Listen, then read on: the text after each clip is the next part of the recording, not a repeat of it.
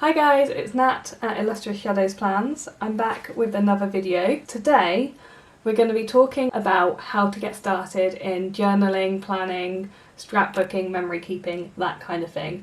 And I wanted to show you the 5 things that I would buy if I was getting started today. So this video is going to be part of a little mini series that I'm doing. I'm going to go through the essential things that you will probably need if you're getting started in journaling, scrapbooking, memory keeping, creative diary organisation. I'm going to ask you 5 questions to think about when you're getting started and before you buy your first diary.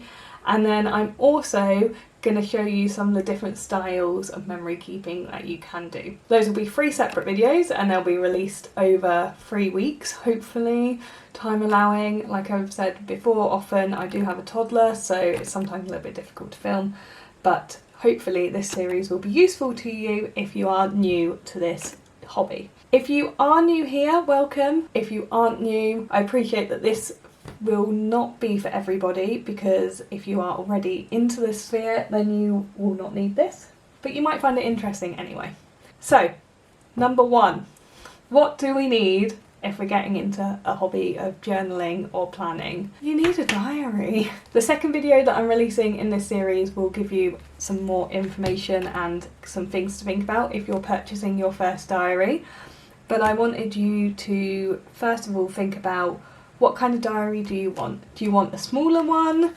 Do you want a bigger one? Do you want a super fancy one? Or do you want something that's quite standard and is, you know, not too expensive? This is an old moleskin that I have. What's going to work for you? What's going to work with your budget? Go watch the other video, it'll be up soon. If it isn't up already, go watch it when it comes out.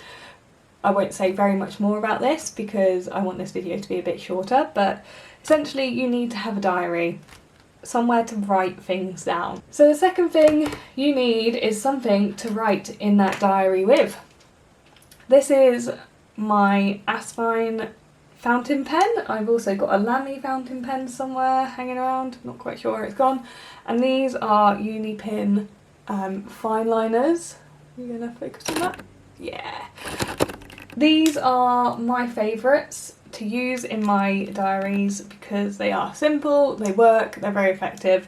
The fountain pen, I can change the ink in it and it's got a really nice nib. The fine liners are really nice, I think, just to give kind of a nice, easy look. They work really well alone and you don't have to do too much decoration with them. I actually really like the look of just black and white.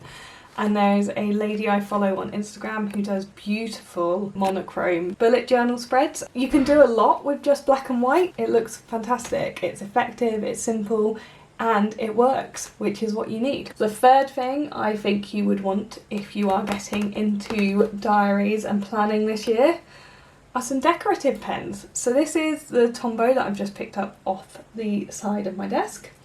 I also often use, and you will see a lot of people use these, mild liners. These are really nice little highlighters, but you can get different colours of these. I mean, Tombows have got hundreds of different Tombow colours. You can get paint pens, you can get different types of highlighters, you can get Crayola pens, you can get any type of pens you want. You can even get these Sarasa pens. These are quite popular as well. I don't use these very often because they smudge in my diary, which I find really annoying, but some people absolutely love them. It all kind of goes down to what you like, personal preference, but you will probably want some kind of decorative pens that fit your style. And initially, if you are brand spanking new to this, you will probably only want to buy 4 or 5 just to give you a little bit of variety. Tombows I think you can get for about £2 in the UK each, so if you buy 5 that's about a tenner. The mild liners you can buy in Tesco. They sell quite a big pack in Tesco, I think, and they're a little bit more expensive than they were when I first bought a pack, but you're still probably only looking at about £25 I think for a pack of them, and a pack of this size wouldn't cost you that much at all. So something that you can ask people to get you for Christmas if you wanted. And the fourth thing I think you will probably want some washi tape or some stickers, you know, some kind of decorative elements. This washi tape is from the range. It did not cost me more than £2.50 for 6 little rolls of washi tape. These stickers, like I say in my other video, I have been collecting stickers and kind of scrapbooking, memory keeping bits for a very, very long time, for nearly 2 decades now. So don't feel like you need to have this amount straight away. And don't feel like you need to buy it from Etsy shops or from special retailers or fancy places where they sell sticker sheets like £4 for a tiny little tiny, you know, sheet that's got about 4 stickers on it. Don't feel like you have to buy the really expensive ones. Some of my favourite stickers have actually come from high street shops like The Works, Range, B&M do them, Tesco, you know, it depends on what you want in a sticker. I like the kind of floral vintage look, and you can get some really nice ones. If you were looking for a Christmas present idea, you could consider asking someone for something like this, Botanist Sticker Book Anthology, or one that fits your personal style. I really like this one because, like I said, I'm into kind of vintage florals, and this was, well, it says £19.99 on it. I did not pay £19.99, it was slightly less than that. I think I paid about £15 on Amazon for this. And the final thing I think you need, which I think you could probably take or leave this actually, but I find that I use it quite a lot, is a good pair of scissors. And the reason why I say this is because if you're using things like washi tape or stickers and you want to kind of cut around them to make them kind of sit nicer on the page, you don't want, for instance, the kind of edge bits of the sticker like sticking out, then a good pair of scissors is going to go a really long way.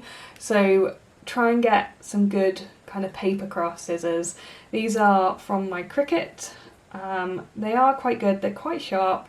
I have stabbed myself with them a few times and it really hurt. So just be mindful that paper scissors should only be used for paper, just like fabric scissors should only be used for fabric, and that paper scissors are normally really sharp. If you can get a really nice pair of scissors or a paper cutter, that will make your life a lot easier.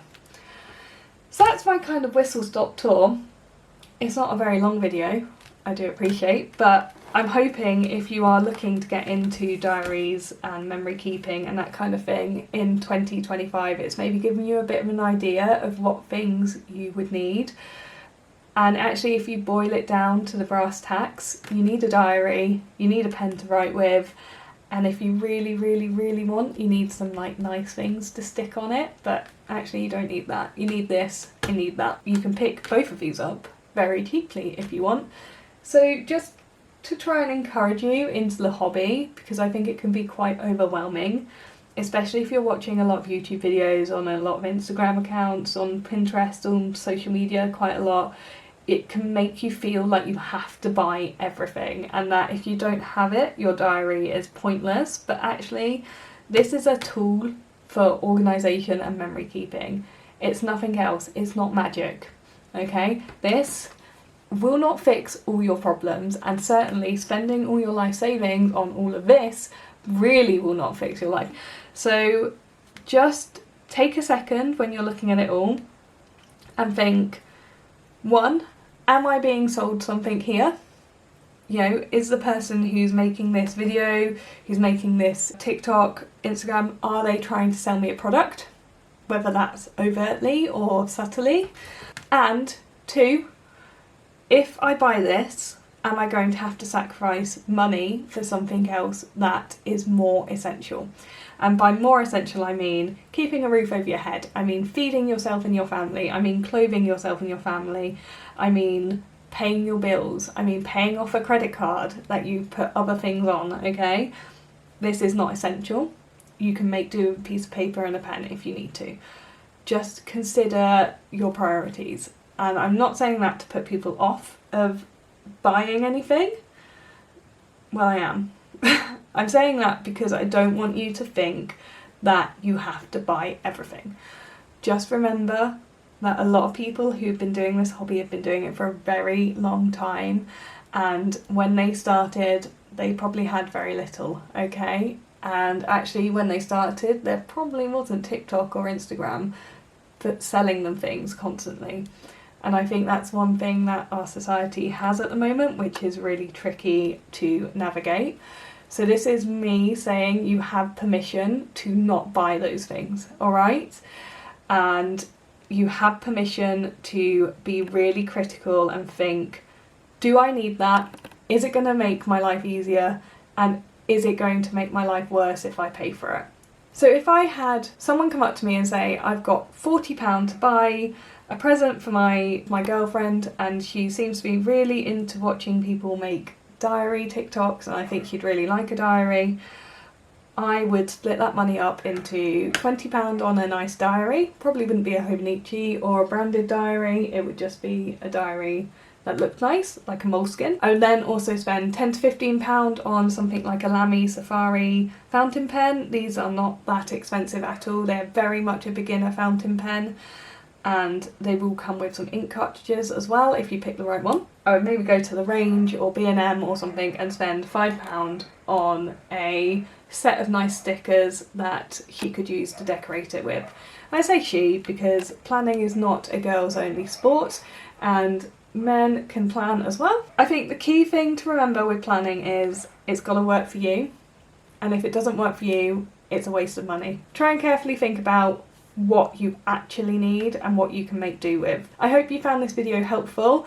Go ahead and watch the next one in the series, which will be coming up on the screen sometime soon. If you haven't already, please do take a minute to like and subscribe if you would like to do so, and I hope we'll see you back again on this channel soon. Take care, bye bye!